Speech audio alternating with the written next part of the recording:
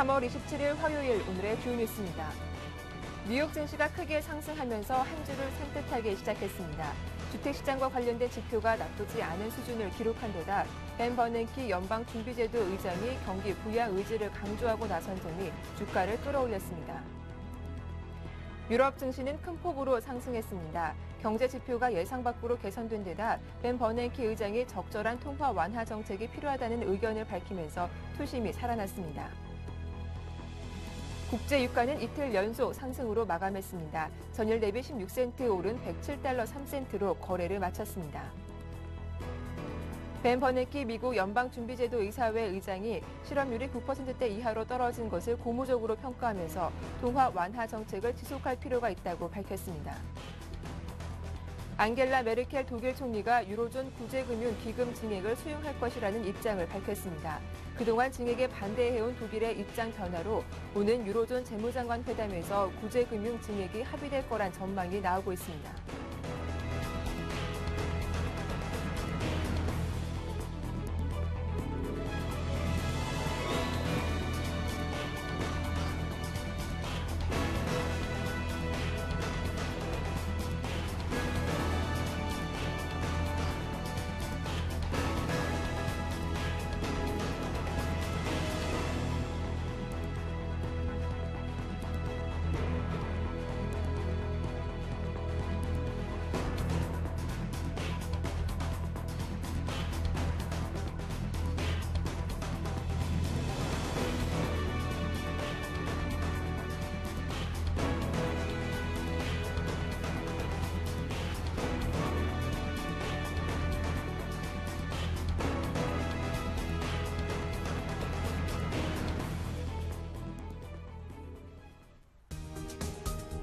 안녕하세요. 굿모닝 대박 예감 박미라입니다. 3월 27일 화요일 순서입니다.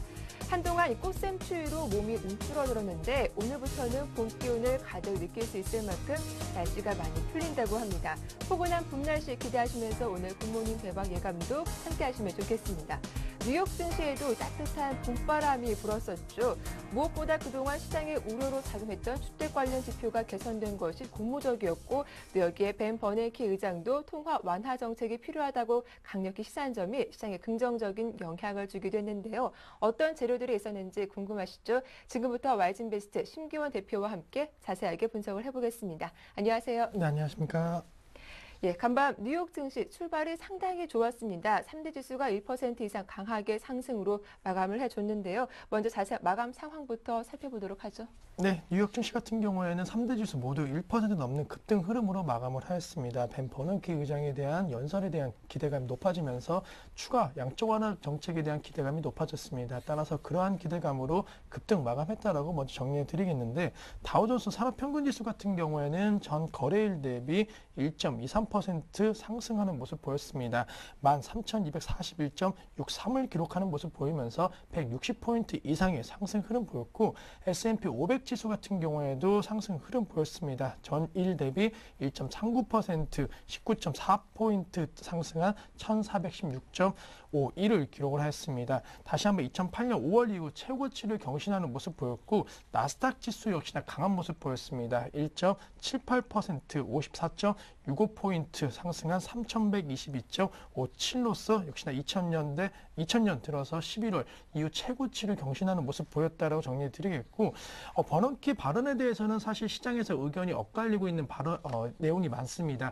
아무래도 변화될 입장이 아니다라는 점에서는 크게 기대할 것이 없다라는 입장과 그리고 추가 양적 완화에 대한 그래도 계속적인 기대감이 작용할 수 있다라는 입장이 조금 의견 대립되는 그런 모습 보였지만은 전반적으로 지수가 말해주시지 어느 쪽 호재성제를 좀 더 민감한 모습 보였고 뭐 주택 관련된 지표라든가 그리고 독일에서의 여러 가지 호재성 재료들이 나오면서 뉴욕 증시 같은 경우에는 큰 폭의 비교적 상승 흐름으로 마감했다라고 정리해 드리겠고 종목별 흐름 놓고 본다라고 한다면 상당히 좀 양호했다라고 말씀을 드리겠습니다. 먼저 모건 스탠리 같은 경우에도 3% 넘는 급등 흐름 보이면서 마감하는 모습 보였고 웰스파고는 2.5%대 그리고 라이온즈 게이트가 4%대 애플은 1.7%대 상승 흐름 보였고 JP모건 체이스 같은 경우에도 2% 넘는 흐름 보이면서 뭐 금융주 그리고 IT 관련 여러 업종에 대해서 상승폭이 좀 나왔다라고 정리를 해드리겠습니다.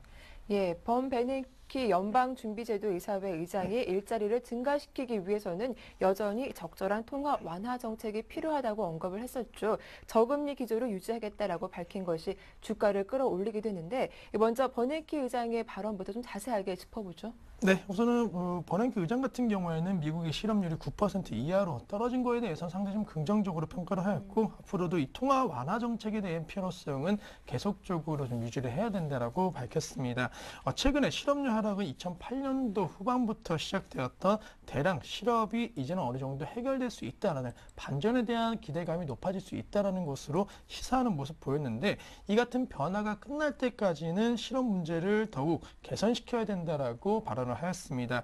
신속한 산업 생산 능력 확대, 기업과 가계 소비 수요의 촉진이 필요하다면서 아직까지도 지속적인 통화 완화 정책에 대해서는 유지를 해야 된다라고 밝혔고 사실 연방공개시장위원회 같은 경우에는 기준금리를 최근에 계속적으로 동결하는 모습 보였습니다. 2014년도 말까지는 제로금리 정책에 대해서 계속적으로 이어갈 것으로 시장을 인식을 하고 있기 때문에 초저금리에 대한 기대감 아직까지는 남아있는 상황이다라고 정리해드리겠고 버너키 회장 같은 경우에는 많은 거시경제 지표들을 통해 고용시장의 개선이 확인되고 있으며 이것은 매우 환영할 일이다라고 말했습니다. 하지만은 장기 실업률이 아직까지도 여전히 높은 수준이고 노동 조건과 그리고 시간도 금융위기 발발 이전 수준을 밑도는 등 아직까지는 근본적인 상황에 있어서는 조금 불안감이 큰 상황인 만큼 계속적으로 이런 통화 완화 정책을 통해 갖고 실업률을 낮추는 전략은 계속적으로 이어지겠다라고 밝혔습니다. 네, 그런데 반대로 버냉키 의장과 달리 찰스 플러서 미국 필라델피아 연방은행 준비 총재는 미국 경제가 회복세를 보임에 따라서 추가적인 양적 완화 정책은 필요 없을 것이다. 좀 상반대 입장을 밝히기도 한 것 같아요. 네, 우선은 그 필라델피아 연방준비은행 총재 같은 경우에는 통화 완화 정책 같은 경우에 지금 시점은 좀 불필요하다라고 밝혔는데 네. 아무래도 미국의 경제 지표가 점차적으로 좀 개선되고 있다는 점을 좀 주목하고 있는 것으로 판단이 되고 있습니다. 아직은 미국 경제 같은 경우에는 큰 틀에서는 위기가 완전히 해결된 것은 아니지만은 개인적으로 조심스럽게 이러한 상황이 낙관적으로 변해간다라고 밝혔고 일부 예측할 수 없는 사건도 있겠지만은 지금 시점 경제가 순조롭게 회복세를 보이고 있다라고 밝혔습니다. 따라서 추가 양적 완화나 다른 부양 정책은 지금 시점 필요하지 않다라고 밝혔는데 플러스 총재 같은 경우에는 올해와 내년 미국 경기 회복세가 완만한 속도로 개선될 것이라면서 실업률 역시 지속적으로 떨어질 것이라고 전망을 하였습니다. 그는 미국이 올해 경제 성장률은 3%를 기록을 할 것이고 실업률은 연말까지 8% 아래로 떨어질 것으로 예상이 되었고 내년도 말이면 실업률은 7%대로 내려갈 것이라고 예상을 하였습니다. 한편 당장은 아니겠지만은 2013년도 혹은 2014년도에는 인플레이션 문제가 될 것이라고 플러스 총재는 전망을 하였는데 미국은 지금까지 완화 정책을 유지하였고 또 이에 따른 변동성과 유가 상승 등을 고려하였을 때 인플레 압력에 대한 위험성이 점차적으로 커질 수 있다는 점에서 추가 양적 완화라든가 통화 완화 정책을 지금 시점 불필요하다라고 좀 강하게 말을 하였습니다. 예, 이어서 미국의 경제 지표들 살펴보겠습니다. 미국의 2월 잠정 주택 판매 지수가 96.5로 최고치인 97과 비슷하게 발표가 됐습니다. 전월 대비 0.5% 하락했지만 그래도 여전히 높은 수준을 유지하면서 부동산 시장이 회복되고 있다라는 기대감을 실어준 것 같은데 지표 내용도 정리해 볼게요. 네, 우선은 그 주택 관련 지표 상당히 좀 그래도 호재성 재료로 어젯밤 같은 경우 좀 작용했다라고 말씀을 드리겠고 미국의 2월 미결 주택 매매 지수가 전월 대비 소폭 하락했다라고 언론이 밝혔습니다. 전미 중개인 협회에 따르면은 미국의 2월 미결 주택 매매 지수가 전월 대비 0.5% 하락한 96.5를 기록을 했다라고 밝혔는데 1% 상승을 예상한 시장 전망치는 밑돌았지만은 지난달 발표된 1월 수치가 2010년도 4월 이후 최고치였다라는 점을 감안한다고 한다면은 주택 시장의 안정화가 지속적으로 현재 이루어지고 있다라고 시장은 풀이를 하였습니다. 미결 주택 매매라는 것은 매매 계약을 기준으로 집계되는 주택 그리고 거래 건수로 주택 경기의 선행 지표로서 시장을 인식하고 있는 모습 보이고 있는데 주택 가압류가 계속 늘어나는 와중에도 거주용 주택 수요가 회복세를 보이고 있는 상황이고 고용이 점차 늘고 가계 수입이 늘어나는 한편 주택담보대출 금리도 역대 최저 수준으로 내리면서 주택 구입 부담을 줄여 주택 수요를 점차 늘리고 있다는 분석이 지배적이었습니다. 주택 수요가 점진적으로 개선되고 있는 추세라면서 앞으로 현재 주택 시장의 최대 문제점인 공급 과잉이 해결돼야지만이 완만한 주택 시장에 대한 기대감이 높아질 수가 있겠고, 이는 현재 진행 중인 주택 압류가 얼마나 마무리가 빨리 되냐가 상당히 좀 중요하다라고 하면서 앞으로의 주택 시장에 대한 개선 기대감은 좀 더 확인하자라는 시각이 좀 더 우세했다라고 전망을 해드리겠습니다. 네, 미국에 이어서 유럽 쪽에서도 희소식이 들려왔습니다. 유로존 구제금융기금 확대를 그동안 반대해온 독일이 입장을 선회하기도 했는데요. 독일이 이를 수용하겠다라고 공식적으로 밝힌 점도 글로벌 증시의 호재가 되기도 했습니다. 어떤 이야기 했는지, 그리고 입장을 좀 선회한 이유도 한번 들어볼게요. 네, 우선은 뭐 독일 메르켈 총리 같은 경우에는 완전히 입장을 바꾼 것은 아니고 어느 정도 네. 수용에 대한 의미를 뒀다라고 먼저 말씀을 드리겠습니다. 독일 총리는 유로존 부채 위기 확산 저지를 위해서 방화벽 규모를 한시적으로 늘리는 방안을 수용할 수 있다는 뜻을 밝혔습니다. 7월 출범하는 유로 안정화 기구의 규모는 5천억 유로까지가 되어야 한다는 입장에는 변함은 없으나 현재 운영 중인 유럽 재정 안정기금과 병행하여 운영하는 것도 고려할 수 있다라고 밝혔습니다. 최근 스페인과 포르투갈의 국채 수익률 변동이 상당히 민감한 모습을 보였고 취약성도 나타났다면서 이는 상황이 아직 안심할 수 없는 단계라는 것을 의미한다라고 밝혔습니다.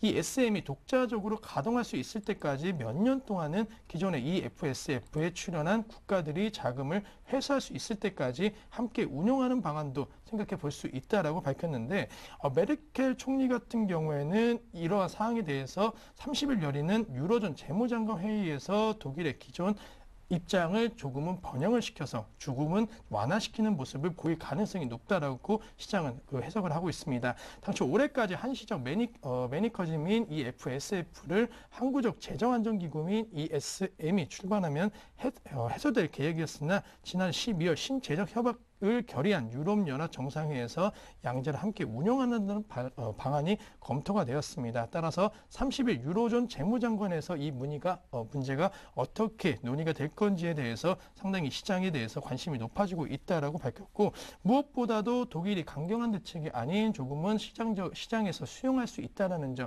시장적인 움직임을 보이고 있다는 것이 상당히 시장에서는 호재성 재료로 받아들였다라고 정리를 해드리겠습니다. 네, 이어서 유럽 증시 마감 상황도 살펴볼 텐데요. 유럽 증시 또한 큰 폭으로 올랐습니다. 일단 독일의 경제 지표가 좀 개선된 것이 호재로 작용했는데 어떻게 마감됐는지 유럽 증시 마감 상황 정리해 볼게요. 네, 우선은 뭐 유럽 증시 같은 경우에는 1%는 아니지만은 그래도 네. 0.5%대 0.5%에서 1%대의 비교적 상승 흐름을 이어갔습니다. 먼저 유럽 지수 같은 경우에는 전일 대비 약 1% 상승한 268.21을 기록을 하였고, 개별 국가 지수 놓고 본다라고 한다면은 영국 지수 같은 경우에는 0.8%대 상승 흐름으로 마감을 하는 모습 보였습니다. 프랑스 역시나 0.7%대, 그리고 독일 지수 같은 경우에는 다른 국가 대비해서 상당히 좀 큰 폭의 상승 흐름 보이면서 1% 넘는 상승 흐름으로 마감하는 모습 보였는데, 무엇보다도 앞서 말씀드린 버냉키 의장에 대한 기대감 높아졌던 건 물론이지만은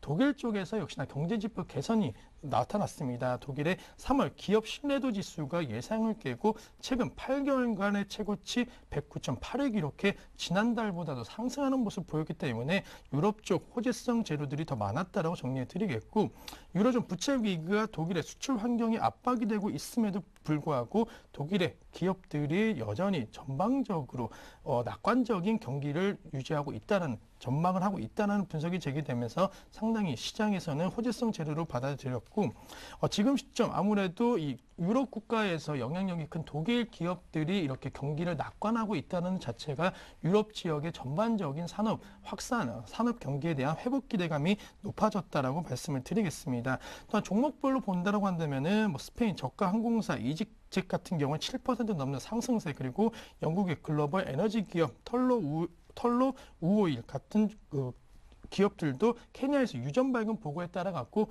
8% 넘는 한 6% 넘는 급등을 보이면서 전반적으로 유럽 증시도 상당히 좀 큰 폭의 개선 기대감 높아졌다라고 말씀을 드리겠습니다. 네, 이렇게 유럽 증시 마감 상황 자세하게 정리해봤는데요. 이어서 상품 시장 쪽으로 넘어가 보겠습니다. 일단 버냉키 의장 발언에 힘입어서 국제 유가도 큰 폭으로 올랐었죠. 금값 역시 강한 상승세를 보여줬는데 어떻게 마감됐습니까? 네, 국제 유가 같은 경우에는 상승 흐름으로 마감을 하였습니다. 네. 전 거래일 대비해서 16센트 0.2% 상승한 배럴당 107.03달러에서 거래를 마쳤는데 벤 버너키 의장에 대한 그 발언에 대한 기대감으로 상승 흐름 보였지만은 다른 상승 이유 요인도 상당히 좀 많았다라고 먼저 말씀을 드리겠습니다. 앞서 말씀드린 독일의 기업 경기 신뢰도가 역시나 상승 흐름 보이면서 유가 상승을 이끄는 모습 보였고 이란이 이달 원유 수출이 14% 줄었다라는 그러한 시장의 분석이 나오면서 역시나 유가가 상승 쪽으로 무게를 실리는 모습 보였습니다. 또한 금 가격 역시나 버냉키 의장 지금 시점 유동성 공급에 대한 기대감 계속적으로 높아지면서 역시나 상승 흐름 보였는데 유가보다도 상승폭이 더 크게 나왔습니다. 4월 인도분 금 가격 같은 경우에는 지난주 종가보다 23.20달러 약 1.4% 상승한 온스당 1685.60달러에서 거래가 끝났는데 이것은 종가 기준으로 거의 2주 만에 다시 한번 최고치를 경신하는 모습 보였습니다. 따라서 유동성 공급에 대한 힘으로 역시나 기대감 높아지면서 상품 시장 가격도 상당히 높은 상승 흐름 보였지만은 이러한 상승세는 좀 제한될 수 있지 않을까라는 전망이 좀 우세하고 있다는 점 아직까지는 이 상품 시장이 다시 상승에 대한 기대감은 높지 않다라고 정리해 드리겠습니다. 네, 이어서 오늘 밤 발표될 경제 지표들 어떤 것들이 남아있는지 끝으로 정리해 볼게요. 네, 오늘 밤 같은 경우에도 주택 관련된 지표는 계속적으로 좀 발표될 예정이다라고 먼저 말씀을 드리겠고 2월 KC슬러 주택가격 지수 상승률이 발표가 됩니다. 역시나 주택시장에 대한 기대감과 불안감 계속적으로 공존하고 있다는 점에서 이 지표에 대해서 한번 관심 가지시는 전략 필요할 것으로 판단되고 있고 또 중요한 지표가 발표될 예정입니다. 3월 소비자 신뢰지수가 바로 그 지표인데 아무래도 미국 경기에 대한 여러 가지 그 회복이라든가 그리고 불안 요인이 바로 소비에서 나오고 있다는 점, 소비 관련된 지표 역시 시장의 변동성을 확대할 가능성이 높을 것으로 판단되고 있기 때문에 3월 소비자 신뢰지수 역시나 상당히 중요할 것으로 판단되고 있고 무엇보다도 4월 10일부터 예정된 글로벌 기업들의 실적 발표가 어떻게 전개될지에 대해서 계속적으로 예상치가 나오고 있는 그런 모습 보이고 있습니다. 그런 예상치가 예상치를 상회하는지 아니면 하회하는지 계속적으로 조금 논란이 나오고 있는 만큼 미국의 글로벌 기업들의 실적이 어떻게 전개될지에 대해서 예상치가 나오는 것 역시나 시장에서 좀 주목을 해서 투자 전략 세워야 된다라고 말씀을 드리겠습니다. 네, 어닝 시즌을 앞두고 미국 기업들의 실적 예상치 좀 꼼꼼하게 분석을 해보시고 또 오늘 밤 발표되는 소비자 신뢰지수 상당히 중요한 재료다라고 하시니까요. 어떻게 발표됐는지도 정확하게 보시면 좋겠습니다. 지금까지 글로벌 하드쇼 와이즈인베스트 심기원 대표와 함께했습니다. 오늘 수고 많으셨습니다. 감사합니다.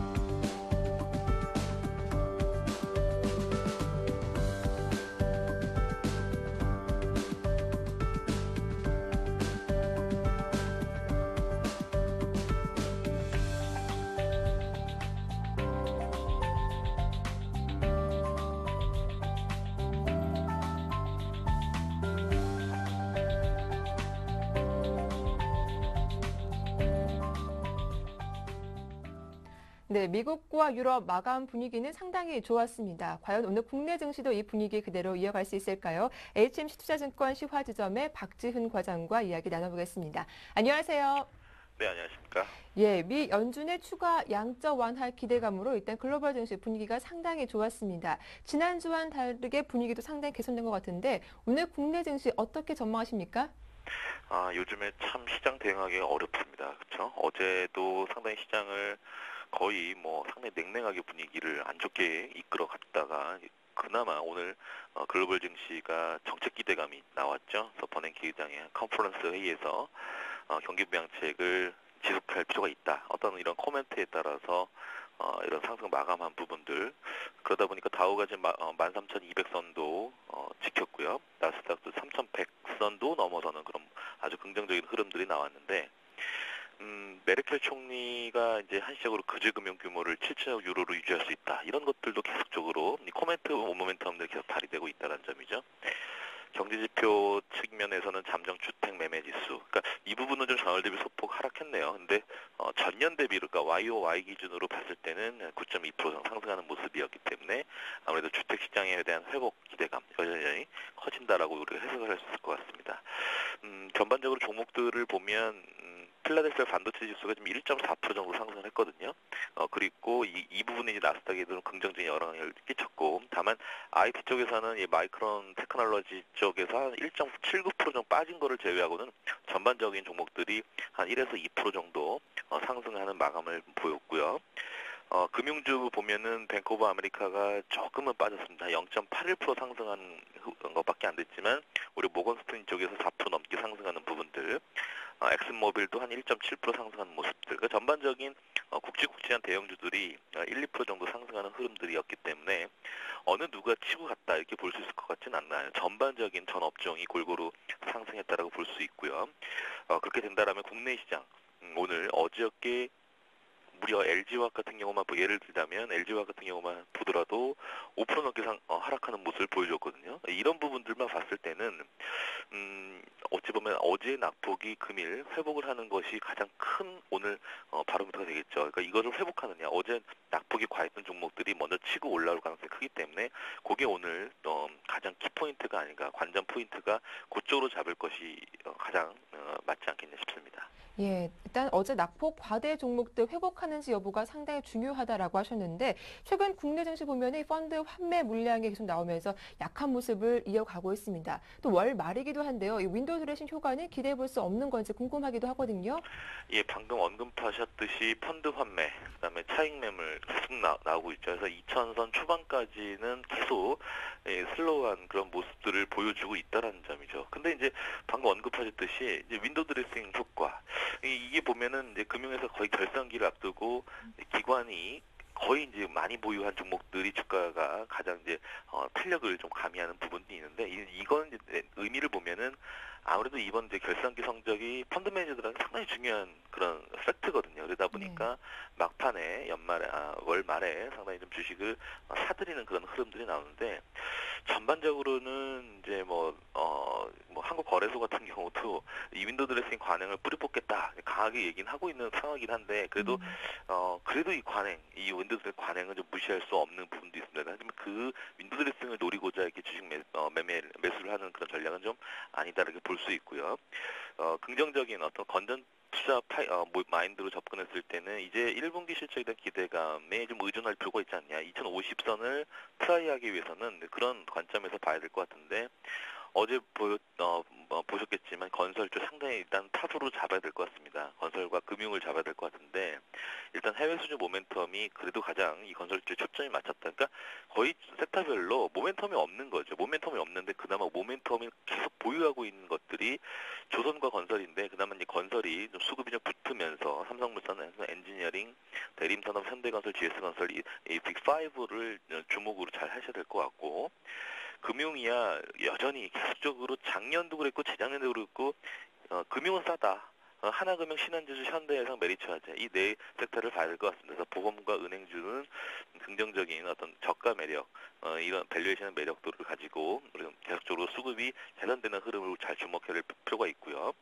IT가 문제인데요. 이제 삼성전자가 장을 이끌었단 말입니다. 그래서 지금 삼성전자 뭐 보통주와 우선주 지금 교차 매매를 지금 외국인들 좀 하고 있긴 한데 여하튼 그래도 삼성전자는 국내 투신권들도 한 펀드가요. 이 삼성전자만 한 종목 가지고 15% 이상 되는 펀드도 있습니다. 그 정도로 수급이 아직까지는 멈추진 않고 있다. 그렇다면 좀 추세는 좀 이어져 간다고 본다라면 일단 LG전자, 하이닉스, 삼성전기, 삼성 SDI 다소 키 맞추기 하는 그런 흐름들이 나올 수 있지 않겠냐 생각을 하고 있고요.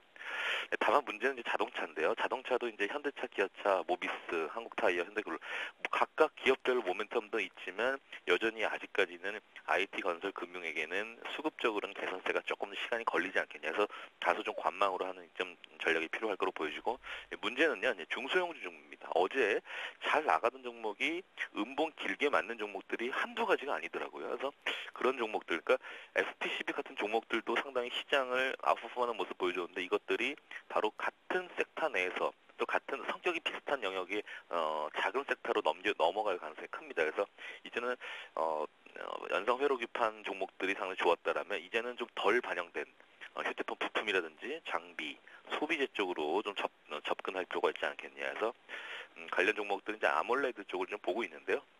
오늘 흐름들을 좀 지켜보면서 다시 한번 AS를 내일 모레 다시 한번 해드리도록 하겠습니다. 예, 일단은 IT 좀 중소형주 중에서 AM, OLED 관련된 종목들 눈여겨보는 것도 좋겠다라는 의견을 주셨습니다. 지금까지 HMC 투자증권 시화지점의 박지훈 과장과 함께했습니다. 도움 말씀 고맙습니다. 네, 감사합니다. 네, 이어서 이슈가 이어집니다.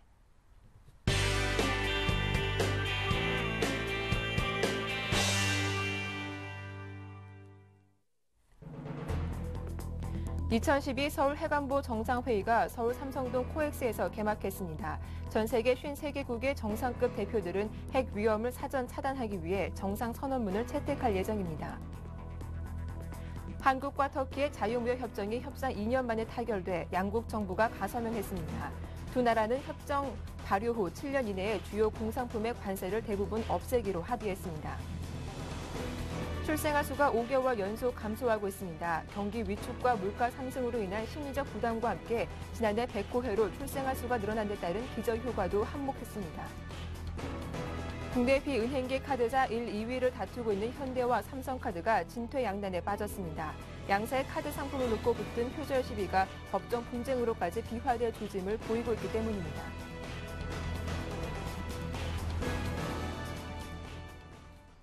네, 이슈 오늘 순서는 서울경제신문 증권부의 안현덕 기자와 함께하겠습니다. 안녕하세요. 예, 안녕하세요. 네, 전 세계 53개국 대표가 우리나라를 찾았습니다. 바로 핵테러 위험에서 벗어나기 위한 2012 서울 해관보 정상회의가 어제 26일 성대한 막을 올렸기 때문인데요. 어떤 내용들이 있었는지 좀 자세하게 정리해 주시죠. 예, 핵테러 없는 지구촌을 위한 2012 서울 핵안보 정상회의가 26일 서울 코엑스에서 열렸습니다. 전 세계 53개국의 대표와 4개 국제기구 대표가 참가하는 이번 정상회의는 핵물질의 감축과 핵테러를 방지하기 위한 글로벌 평화포럼으로 규모로 보면 지난 2010년 주요 20개국 정상회의 3배가 넘습니다. 이날 정상들은 의장인 이명박 대통령의 영접을 받으며 공식 환영식에 참석한 후 바로 업무 만찬에 들어가 고농축 핵물질 폐기 및 비핵화 현황 등의 워싱턴 커뮤니케 이행 상황을 점검했는데요.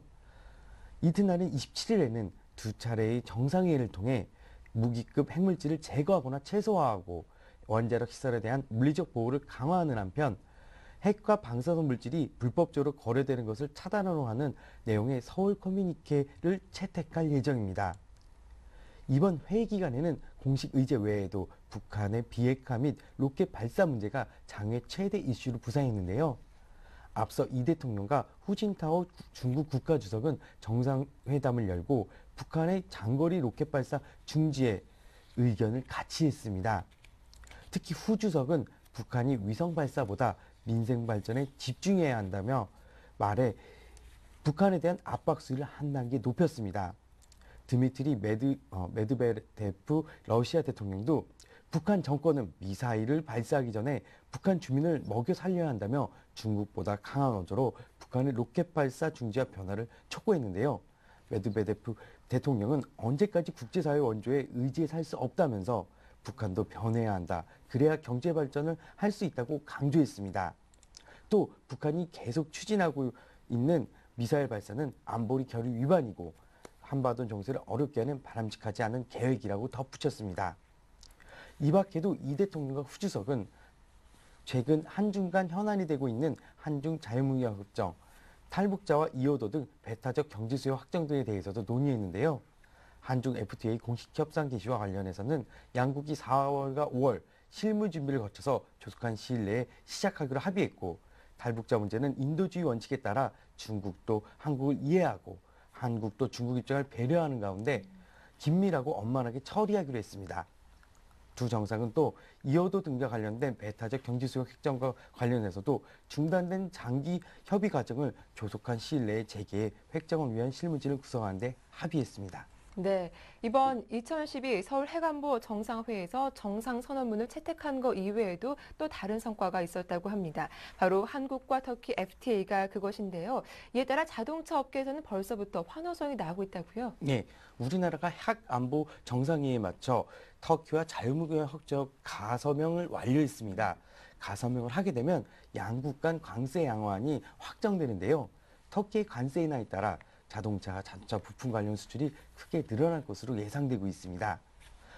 외교통상부는 26일 이명박 대통령과 레제프 타이예프 에르도안 터키 총리가 지켜보는 가운데 박태호 통상교섭 본부장과 자페르 차을리안 란 터키 경제부 장관이 FTA 협정 내용을 확인하고 공동성명에 서명했다고 밝혔습니다. 양국은 금년 상반기 중 정식 서명을 추진하고 가급적 조속한 시일 내에 협정을 발효키로 했는데요. 터키와 FTA 가서명을 하게 됨에 따라 국내 업체들은 수출 시장이 한층 넓어지게 됐습니다. 터키는 인구 4,700만 명, 2010년 기준 명목 국내 총생산이 7,290억 달러로 세계 17위인데요.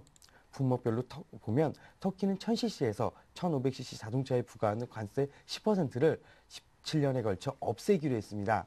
터키는 1600cc 이하 소형차를 선호해 엑센트, 엘란트라 등이 대터키 수출이 증가할 수 있다는 게 지식경제부 측 설명입니다. 지난해 기준으로 우리나라가 터키에 수출한 자동차 물량은 5만 3천 대로 금액으로는 6억 8,700억 달러에 이릅니다. 터키는 3에서 4% 수준인 자동차 부품 관세도 최장 7년에 걸쳐 철폐할 예정인데요. ABS 합성수지 등 석유화학 제품 관세도 즉시 철폐 대상입니다. 컬러 TV와 냉장고도 각각 7년과 5년 뒤 관세를 없애기로 해 수출 증가가 예상되고 있습니다. 대신 우리나라는 청바지와 자동차 부품, 일부 농산물 등의 분야에서 관세를 없애기로 했는데요. 우리나라는 13% 세금을 부과하던 청바지 관세를 즉시 철폐하고 자동차 부품에 매기던 관세 8%도 바로 즉시 사라집니다. 이외에 올리브유, 월계 수입 등 국내 생산이 어려워 수입이 불가피한 항목도 관세가 즉시 철폐됩니다. 네, 다음 소식입니다. 신생아 수가 다시 감소하고 있다고 합니다. 지난해 100호에 태어난 아이가 많은 데 따른 게 또 일반적인 추론이기도 한데, 다만 최근 치솟는 물가로 우리네 가정이 어려워지고 있다는 점도 간과할 수 없다는 지적이 나오고 있더라고요. 예, 출생아 수가 5개월 연속 감소했습니다. 네. 최근 통계청 발표에 따르면 연도별로 봤을 때 최근 2년간 출생아 수가 늘어난 것은 분명한데요. 하지만 최근 5개월의 통계는 이 같은 추이에 역행하고 있습니다. 통계청이 26일 발표한 2012년 1월 인구 동향 및 2월 국내 인구 이동 보고서를 보면 1월 출생아 수는 4만 5,400명으로 전년 동월 대비 4.6% 감소했습니다. 월간 신생아는 2010년 3월부터 계속 늘다가 지난해 9월 증가세가 꺾여 19개월 만에 처음으로 감소세로 돌아섰는데요. 이후 10월, 11월, 12월에도 감소세를 이어갔습니다. 1월 신생아 수가 줄어든 것은 100호회인 지난해 출생아가 늘어난 데 따른 기저효과 때문으로 추정되고 있는데요. 다만 정확한 원인은 출산을 위축시킨 10개월 전의 사회적 영향을 분석해야 한다는 게 통계청 측 설명입니다. 한편 1월 사망자 수는 24,100명으로 전년 동월 대비 1.7% 증가했습니다. 혼인건 수는 29,200건으로 9.6% 늘었고 이용 건수는 전년 동월과 비슷한 수준을 나타냈습니다. 네, 현대카드와 삼성카드 간의 표절 문제가 법적 분쟁으로 번질 조짐을 보이고 있다고 합니다. 어떤 내용인지 자세하게 전해주시죠. 현대카드가 삼성카드에 대한 법적 대응 수순을 밟기에 나섰습니다. 삼성카드가 최근 주식한 삼성카드4가 현대카드 제로를 표절했다며 현대카드가 이에 대한 내용 증명을 삼성 측에 발송한 것인데요. 우려로만 여겨졌던 두 재벌 계열 카드사의 법정 소송이 초일기에 들어간 셈입니다. 여신 금융업계에 따르면 현대카드는 이날 삼성카드에 내용 증명을 송부했습니다. 현대카드 측의 내용 증명에서 삼성카드4는 명백하게 현대카드 제로를 표절하고 있으며 발급을 즉각 중단하는 동시에 더 이상 재발 방지를 요청한다고 밝혔는데요. 아울러 현대카드는 그간 삼성카드가 현대카드의 상품이나 마케팅에 대한 표절이 의심되는 사안을 내용 증명에 함께 첨부했습니다. 현대카드 측은 제로카드 외에 삼성카드가 지난 2009년 출시한 최상위 고객 전용 카드인 라움카드 역시 현대카드의 블랙카드를 표절하고 있다는 입장인데요. 마케팅 측면에서도 현대카드가 지난 2003년부터 순차적으로 도입했던 알파벳과 컬러, 숫자를 이용한 상품 포트포리오를 삼성카드가 표절해 지난 2011년 숫자 시리즈를 내놓았다는 주장입니다. 또 아울러 현대카드가 지난 2006년부터 국내외 아티스트를 선정해 현대카드 고객들에게 가격 할인 혜택을 제공하는 슈퍼 콘서트를 삼성카드가 셀렉트 콘서트라는 이름으로 유사하게 카피해 지난해부터 실시하고 있다며 목소리를 높이고 있습니다. 세일즈 조직에 있어서도 양측 간 공방이 오가고 있는데요. 현대카드 측은 프리미엄 고객군인 블랙카드와 버프카드 등 고객 확대를 위해 지난 2008년 프리미엄 고객 특화 영업 조직을 런칭한 이후 삼성카드 역시 2010년 유사한 영업 조직을 출범했다는 의혹을 제기하고 있습니다. 현대카드는 내용 증명 발송 이후 삼성카드 측에서 시정 조치가 없을 경우에는 예정된 수순대로 법적 절차를 진행한다는 입장인데요. 삼성카드는 이에 대해 카드 상품의 특성상 일부 상품의 서비스가 겹치는 것은 불가피하다는 기존 입장을 고수하고 있습니다. 현대카드 측의 내용 증명을 전달받는 대로 내부 의견을 결정할 것으로 알려졌습니다. 네, 말씀 잘 들었습니다. 이슈앤 이슈 지금까지 서울경제신문 증권부의 안현덕 기자와 함께했습니다. 수고 많으셨습니다. 네, 감사합니다. 자, 이어서 오늘장 전략 살펴보도록 하겠습니다.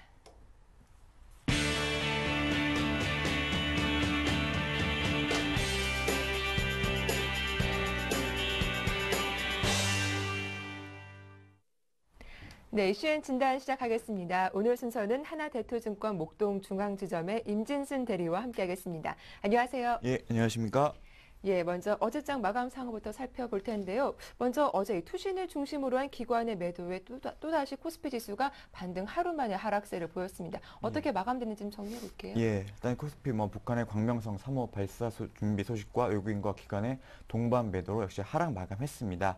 일단 원달러 환율이 2달러 만에 1,140억 원을 40원을 넘어서면서 비차익을 중심으로 한 외국인의 수급 여건이 악화되면서 프로그램 매매 역시 328억 매도 우위를 보였습니다. 삼성전자가 1.1% 오른 가운데 오른 종목이 296개, 또 내린 종목이 522개로 투자자들의 수익률 관리가 상당히 쉽지 않은 장세가 계속되고 있고요. 특별한 상승 모멘텀이 없는 상태에서 지난주에 이어 박스권 흐름을 이어가는 형국입니다. 장 초반에는 대부분의 업종이 상승 출발했지만 결국 하락 반전한 가운데 기계 업종 2% 이상 빠졌고 화학, 운수창고, 철강, 금속 등 중국 관련 업종이 1% 넘게 하락하면서 큰 폭의 하락세를 보였습니다. 네, 이렇게 시가총액 상위 종목들만 봐도 급락한 종목들이 상당히 많았던 하루였는데요. 그럼에도 불구하고 또 통신과 건설, 음식료 관련된 업종들도 상당히 선방했더라고요. 예, 업종과 테마별로 한번 살펴보면요. 네. 통신 업종은 역시 LTE 확산 기대감으로 SK텔레콤이 2.4%, 또 LG U+가 0.7% 상승했고요. 건설은 해외 수출 모멘텀이 반영되면서 대우건설이 2%, 또 GS건설이 1.4% 상승했습니다. 또 내수, 경기 방어주로서 음식료 업종이 농심 2.6%, 오뚜기 2.0%, 또 빙그레 1.78%로 상승을 했고요. 테마를 살펴보겠습니다. 무상급식 테마가 상당히 상승세 보였죠. 푸드웰, 신라 SG, 또 CJ 시푸드가 동반 상한가를 기록했고요. SNS 관련주 총선의 공식 선거운동 수혜로 부각이 되면서 오늘과 내일이 13.1%, KINX 8.6%, 인포뱅크가 6.9% 상승했습니다. 또한 음원 종량제 시행 기대감으로 음원주가 강세 보이는데요. 소리바다가 11.2%, 로엔이 5.4% 강세 보였습니다. 네, 어제 좀 중국 쪽에서도 다소 우려스러운 소식이 들려오기도 했습니다. 경기 하강 속도가 예상보다 빠르게 나타나면서 주요 업종별 성장률이 5%를 넘지 못할 것이다. 이런 전망도 나왔더라고요. 예, 최근 들어서 중국발 좀 안 좋은 얘기들이 많이 나오고 있는데요. 네. 일단 중국 경착륙 우려가 부각되고 있죠. 일단 결론적으로 봤을 때 2, 4분기까지는 뭐 당분간 리스크 요인으로 작용할 전망이다. 이렇게 예상하고 있는데요. 3월 제조업 PMI 지수가 48.1로 4개월 만에 최저치를 기록했고요. 3월 양이 후 본격적인 경기 부양, 제가 기대했지만 별다른 조치가 없었다는 점 역시 부각되면서 우려를 자아내고 있습니다. 뭐 단순히 지표가 안 나왔기 때문에 추가적인 경기 부양책이 나올 것 같다. 이런 논리보다는 또 추가적으로 어떤 리스크 요인이 있는지 좀 세세하게 살펴보는 것이 좋다고 생각이 되는데요. 일단 위안화가 최근에 상당히 강세를 보이고 있습니다. 지난 23일 달러 대비 위안화 환율은 6.289일 위안으로 고시되었는데 이는 1994년 고시환율과 시장환율을 통합한 이후 처음으로 상당히 높은 위안화가 절상된 상태고요. 중국 내 자금 유출이 가속화되는 조짐 속에서 위안화의 불안정한 매도를 막겠다는 어떤 시급함이 드러난 조치라고 볼 수가 있습니다. 뭐 향후 지속적인 위안화의 강세를 예단하기는 어렵지만 뭐 현재 0.5%인 상하 변동폭 확대를 지도부에서 시사했기 때문에 달러 대비 위안화 환율의 변동폭은 향후에도 계속적으로 좀 커질 것이다 이렇게 보고 있습니다. 또한 지도부 교체 이슈인데요. 올해 10월은 10년 만에 오는 4세대와 5세대의 지도부 교체가 있는 해입니다. 뭐 현재 좌우파 간 어떤 치열한 권력 투쟁이 전개되면서 경제 논리보다는 다소 정치 논리가 부각되는 현상이고요. 역사적으로 지난 40년간 5번의 어떤 지도부 교체 시기에 4번이 전년 대비해서 마이너스 성장을 기록하는 모습을 보였습니다. 또 하나가 수급 부담입니다. 뭐 중국 은행뿐만 아니라 증권사도 자기 자본 확충 노력이 요구되는 상황에서 올해 중 50조 원 이상의 어떤 유상증자를 계속 추진할 전망이어서 수급적인 측면에 부담이 있을 것으로 보입니다. 그래서 기존의 어떤 중국 관련주보다는 4월 2일부터 5월 4일까지 소비 촉진의 달이 있는데요. 이때 초점을 맞춰서 중국 관련 내수, 소비 위주 그쪽으로 보시는 것이 좀 낫다라는 생각입니다. 예, 중국 관련 내수, 소비 관련주에 좀 주목을 해봐야겠다라는 의견까지 주셨습니다.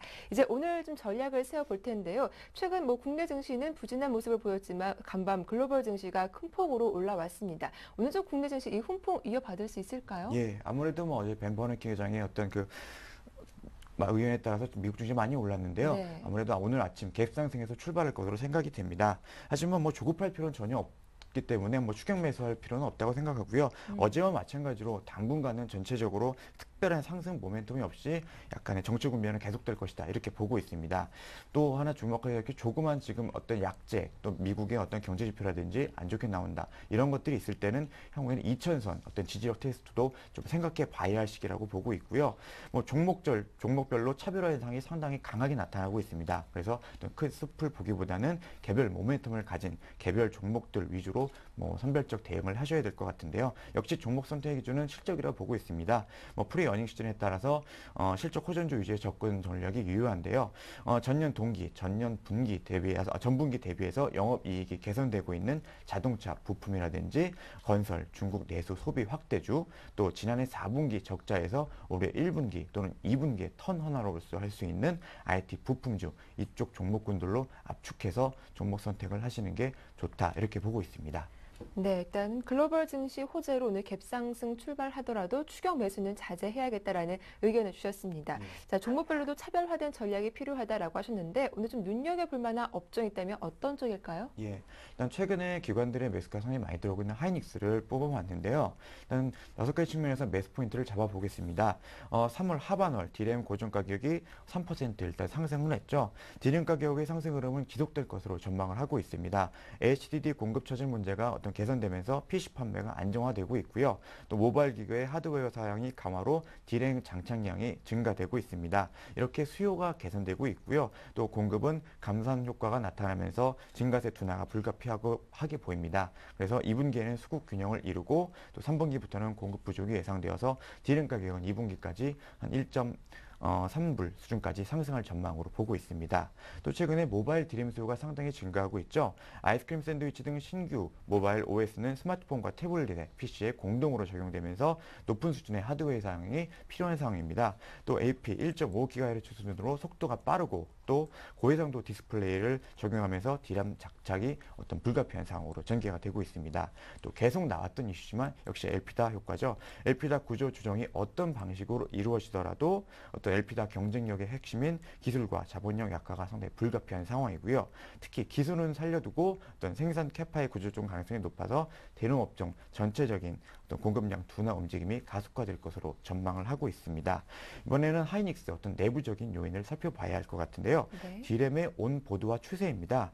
모바일 디램뿐만 아니라 어떤 PC 디램에도 모듈에서 온보드, 즉 별도의 모듈 없이 메인보드에 장착을 하는 어떤 이런 온보드 시스템으로 전환될 것이다. 이렇게 보고 있는데요. 특히 울트라북 출시에 따라서 온보드 요구 증대가 예상되는데요. 이 추세에 따라서 제품 품질이 확실한 업체에게 수요가 쏠릴 가능성이 높아서 모바일 디램에 강한 하이닉스에 상당한 호재로 작용할 전망으로 있습니다. 또 낸드 집중 투자로 새로운 성장 동력을 확보했다. 이런 측면도 있는데요. 낸드 투자자 금액 비중 확대로 캐퍼가 상당히 증가될 것으로 전망하고 있습니다. 3월 현재 월 130kW에서 올해 말 170kW로 확대 진행 중이고요. 2012년 올해 이후에서 낸드 캐파가 280kW까지 확대 예상되고 있습니다. 또 낸드 생산 증가율 역시 83%로 시장 성장률인 75%를 상회할 전망으로 있습니다. 향후 SOSD 수요 맞물려 낸드는 동사의 추가 성장 모멘텀으로 작용할 것으로 예상하고 있습니다. 이번에는 실적 부분인데요. 4분기 실적 안 좋았고 1분기도 그렇게 좋지 않지만은 어떤 적자 폭이 상당히 줄어들 것으로 예상을 하고 있고 2분기부터는 본격 턴 어라운드 할 것이다. 이렇게 보고 있는데요. 2분기 실적 매출액과 영업이익이 각각 전년 대비 26% 상승한 13조 1,370억 원과 826% 상승한 9,750억 원으로 예상되어서 높은 기저효과를 바탕으로 한 턴어라운드 주식으로서 어떤 각광받을 수 있을 것으로 기대가 되고 있습니다. 예. 그런데 하이닉스 좀 가격적인 측면에서 보면은 3만 원대 주가를 또 오랜만에 회복하기도 했는데 예. 좀 고점에 대한 부담은 없을까요? 예, 일단 엘피다 이슈가 나와서 네. 3750원까지 찍은 다음에 최근 들어가 주가가 상당히 좀 눌린 모습입니다. 최근 주가가 눌리면서 이런 상황에서 기록하면은 계속해서 매집하면서 주가를 끌어올려줬기 때문에 오늘 갭상승하면서 올라간다고 해도 아까 초반에 말씀드렸다시피 따라잡지 마시고요. 한 3만 원 초반 부분이라면은 충분히 아까 말씀드렸던 여러 가지 이슈로 인해서 충분히 정고점 돌파가 가능하다는 생각이기 때문에 3만 원 초반대에서는 충분히 접근 가능한 가격대가 아닌가 이렇게 보고 있습니다. 예, 하이닉스 오늘의 관심 종목으로 잘 들어봤습니다. 이슈의 진단 지금까지 하나대투증권 목동중앙지점의 임진순 대리와 함께했습니다. 도움 말씀 고맙습니다. 예, 감사합니다. 예, 글로벌 마감 시황과 함께 오늘장 전망까지 진단해봤습니다. 이어지는 2부에서는 오늘장 매수 가능한 공략 정보까지 전해드릴 테니까요. 잠시 후 2부에서 다시 인사드리겠습니다. 고맙습니다.